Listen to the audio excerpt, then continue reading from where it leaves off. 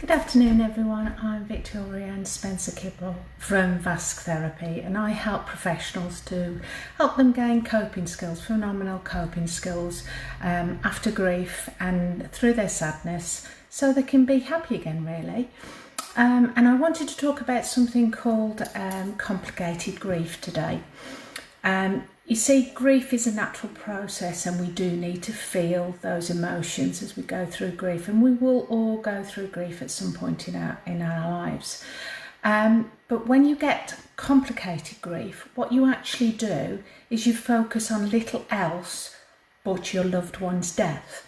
It kind of consumes you completely. And this lasts for at least after 6 months after the passing of the loved one as well. You have that extreme focus on everything that reminds you of them, or you have you excessively avoid anything that avoids you of them, and there's that intense and persistent longing or pining for the deceased. It's all you're kind of thinking about because you're having problems accepting that death. Whether it be sudden or you knew it was coming. You may have numbness, detachment, where you just don't want to feel at all, which is not good for you either, because grief is a natural process and we must feel to heal. You can suffer bitterness about your loss. I do see that a lot. Bitterness about the loss, the exact words that a lot of people say, why me? Feeling that life no longer holds any meaning or purpose for you, but remember it does, and you are meant to be here and have a life too. So a lot of people tend to think that they feel like they've died with their lost one, their loved one. Lack of trust in people as well. I kind of did have this. So trust, finding it hard to trust people. Not knowing which way to turn when it's complicated, as in the after effects, the secondary losses after grief. So it is complicated, especially when it's a spouse, because when you become a widow, as I did at 37, or widowed, it is the complication of having to sort everything else out. So life insurance, the home, the children, if you've got children, the grandparents, or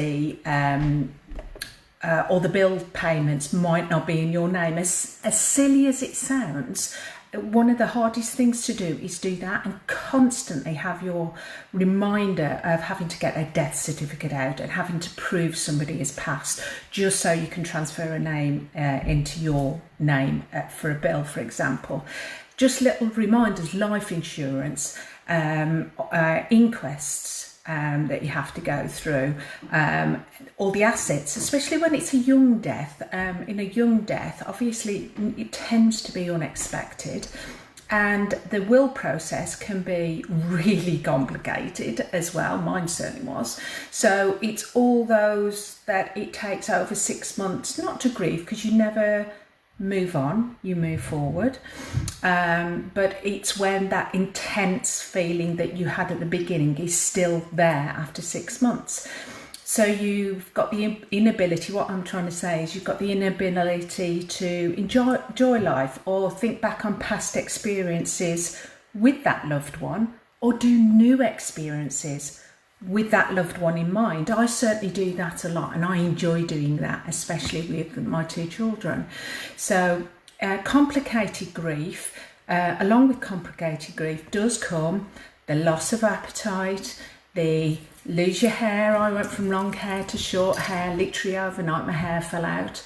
Health conditions, lack of sleep. Sleep was awful, I mean awful at the beginning, and sleep, once you improve your sleep, that improves everything.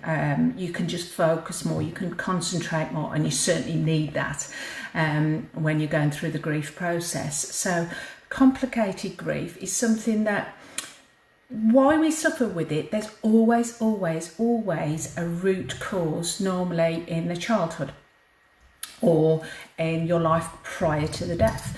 And until you get to that root, that reason, that cause, and unravel it, and then change the belief, the meaning to that cause, then you get the phenomenal coping skills. And that's where complicated grief, that's where what I can do, and also help you through that process to get to a point where you laugh, you can smile, you can enjoy life again, because it certainly is possible. And I do a lot of things with my late husband in mind, and I enjoy doing them. It's part of who I am and part of who my children are, and it's important to do that for them as well. So complicated grief, yes, it is complicated, and it comes with many secondary losses as well. That includes even loss of friends, loss of people who you thought might be around 10 years on, mine's 11 years on, a loss of people who you were family that are struggling with their own grief as well, and I totally understand that. So yes, complicated grief is something that if you are still struggling after 6 to 12 months, really you need to address it, because life can be wonderful. It is wonderful, and wouldn't your loved one want that for you, and certainly for your children if you have bereaved children. So complicated grief, if you're struggling with it, I'm Victoria and Spencer-Kibble from Hypnotherapy, and I help professionals and anyone, including children as well, to cope better with their grief and their sadness, so they can live a happy life again. And I'll drop my calendar link in the comments below, where you can just have a free discovery call with me. That's about 45 minutes, and we can just talk about things and see if I'm the right fit for you and you're the right fit for me, and we can help each other. So I certainly, after every single session, I feel enlightened too. I love what I do when I do what I love, and helping people that are ready. You really need to be ready to take on that grief and live again, and live a happy life again, because life is worth living. Then that's what I love doing, so let me help you. So remember, everyone, inspire to achieve, and achieve to inspire.